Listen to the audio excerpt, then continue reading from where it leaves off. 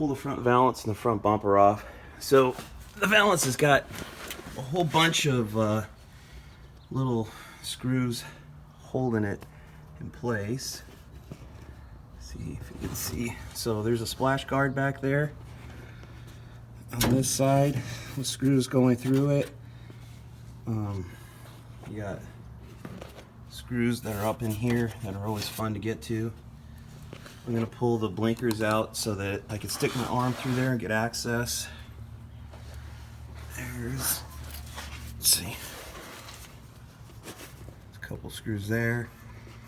Anyway, pull the valance off so we can get access to the bumper. So what is critical on 68 and 69 Chargers is pulling this bumper off. If you pull the front bolts out, the bumper wants to fall and it'll knock the corners of the grill off. That's why you see a lot of Charger grills for sale and this tip is broken. It's because they pulled the bumper off. So I'm going to try to take it from the back screws first, kind of tilt it this way, and I don't know, put jack stands or something to keep the grill or the bumper from falling on the grill and breaking it. It's not a perfect grill, it's got some issues, but it's not in bad shape other than that end piece where the fender is kind of crushed there. To pull the blinkers out, there's 3 screws. One here, and one here. Phillips screwdriver. Unfortunately, these 2 screws are already long gone.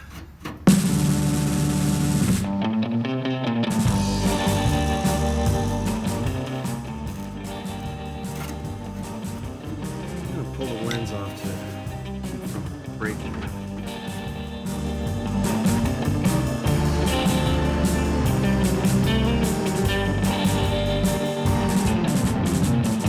I've been wandering down.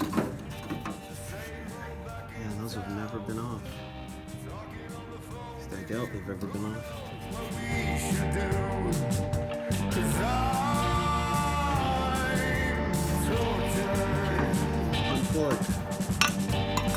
Cause when we try to do things right, it always ends up with a fight.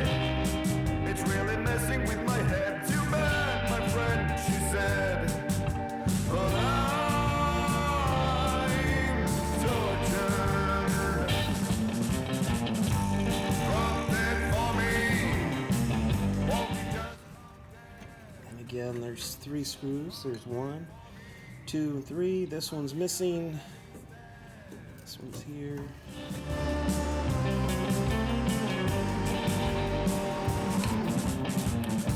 Well, I don't mean anything wrong. It's been repainted. I wonder if it was just touched up or something. I know that there was an accident on the driver door, and that was definitely repainted, but looks like they repainted a little more than that.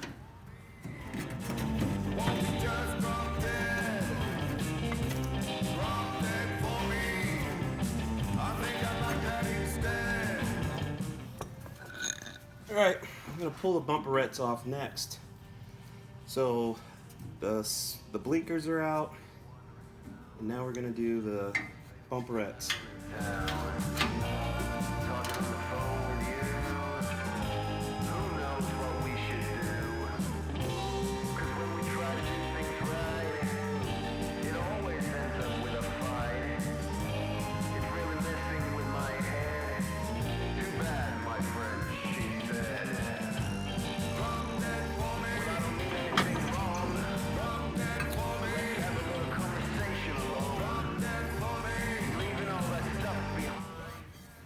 Look at how rusty that is. Bent the hell out of it.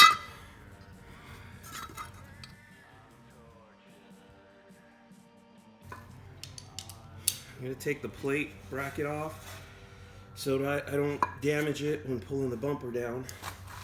Having the weight of the bumper crush the plate.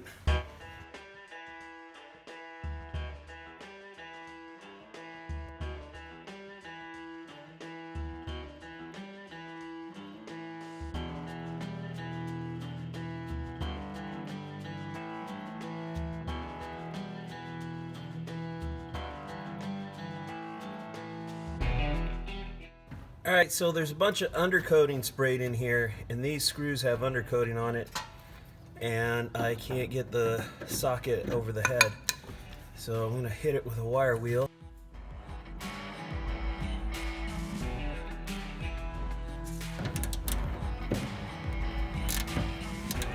Nice and easy.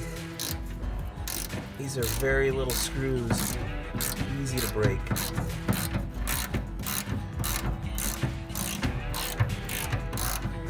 I squirted some WD-40 on the other side, so we increase our odds of it coming off without breaking.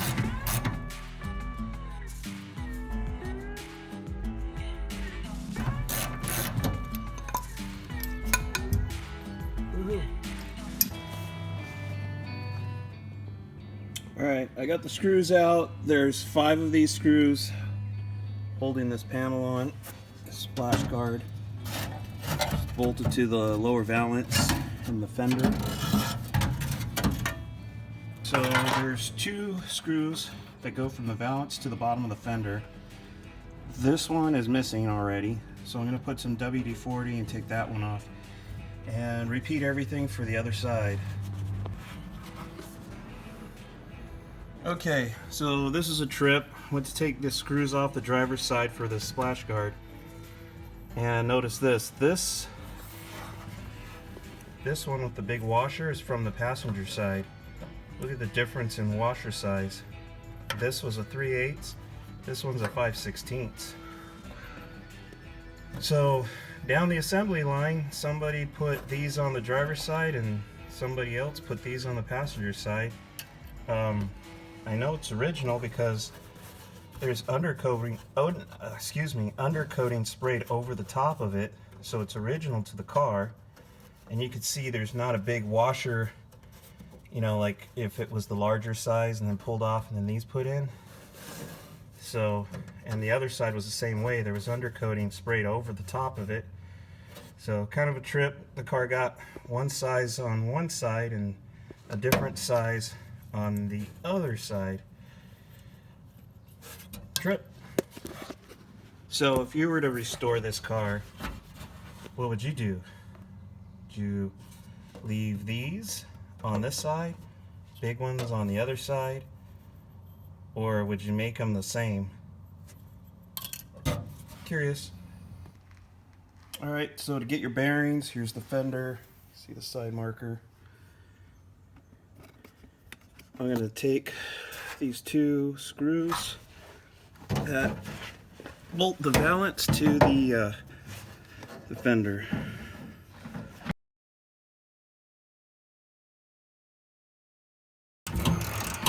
That broke. Alright, I'm going to have to shut the camera off.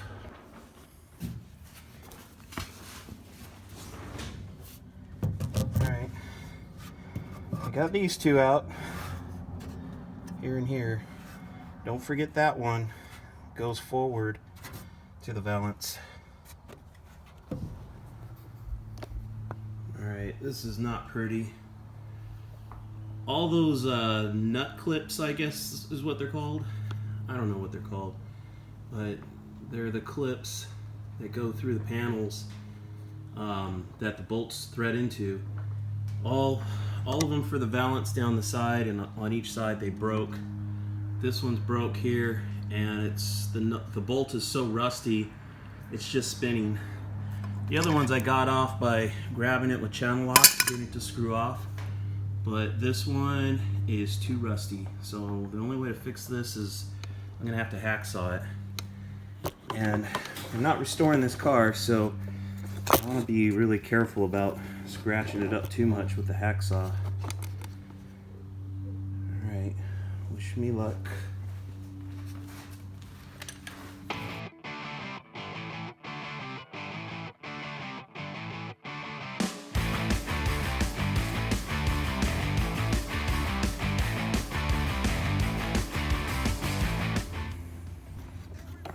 Not what I want to do with a 68 Charger. Use a hacksaw. Sawzall, I mean. Alright. Not bad. I don't think we damaged too much. The valance is already kind of bent up right there. So I'll have to bend that back. Alright, not bad. Alright, here's all those clips that broke. This is the one I had to cut. These guys all broke. When I was sawzawing, this fell out somewhere from the middle of the car. I have no idea what it goes to. I don't know, maybe right there? I don't know. We'll figure it out later.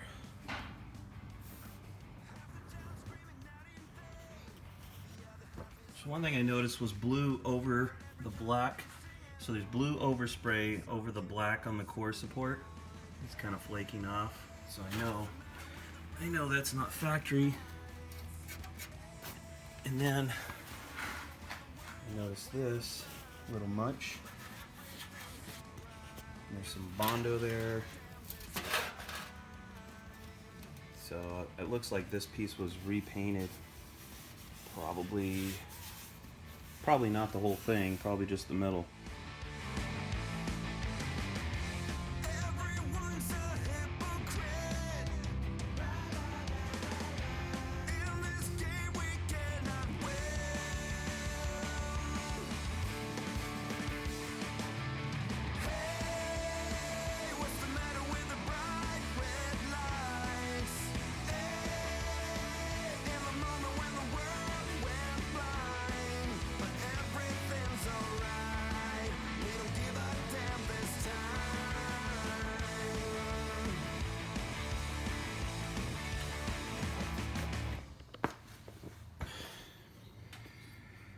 Alright, whatever you do, don't forget that one. This bracket attaches to the bumper, and then that bolt goes through the bumper to the fender. So you want to take that off before you take off the main bumper bolts.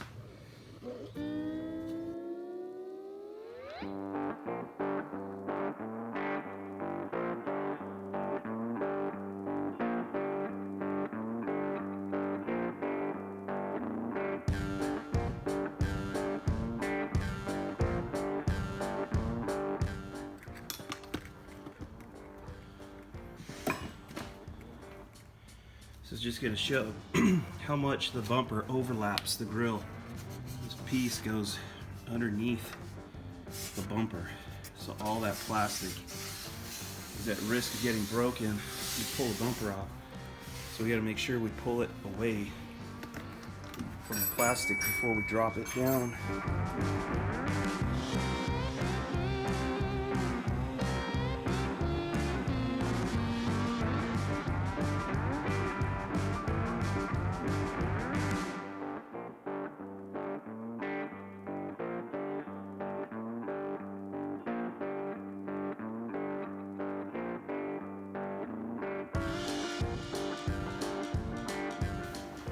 Alright, if you're wondering why I pulled the valance and the bumper off of it, it's so that I could put this tool that my buddy Eric and I designed.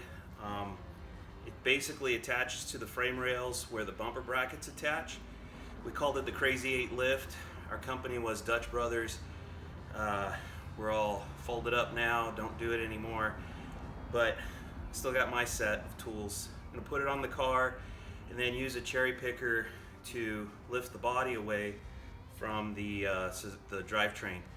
So anyway, that's going to be videos down the road, but since this car needs disc brakes, it needs a front end kit, it needs everything underneath the front end of the car, it's just easier to load the engine and transmission into these cars because they're unibodies. It's easier to go in from the bottom the way the factory did.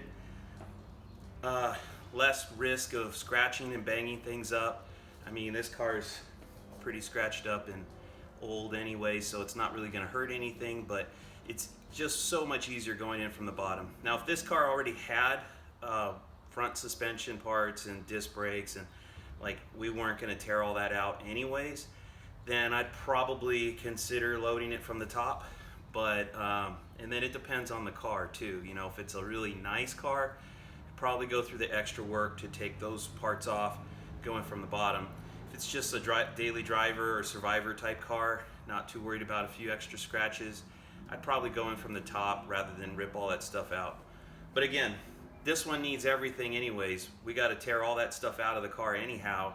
So since it's going to be out, might as well just do everything from the bottom.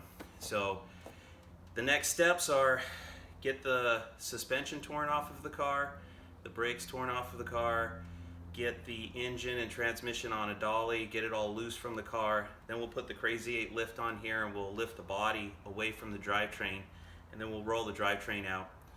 And then I'm going to buff out the engine compartment, clean it, get it all as nice as possible, and then put a new drivetrain underneath the car. And then once the drivetrain's in, we'll put the suspension in, we'll put the brakes on, and hopefully we'll be close to done by that point. Anyway, thanks for watching. If you guys like Mopar stuff, I'm always wrenching on Mopars, my own Mopars. Going to be doing a lot to the 68 Charger in the next few months, so if you like 68 Chargers, be sure you subscribe. Hit the like button if you don't mind. Helps the algorithm so more people see it. And if you got any suggestions or comments or things you've seen or whatever with your own Charger project or other Mopars, go ahead and throw a comment in there. I try to answer all the comments that I get. I mean, I don't have a huge following right now, so it's pretty manageable. I can pretty much answer everybody unless I just don't see it. Anyway, that's it, guys. Till next time.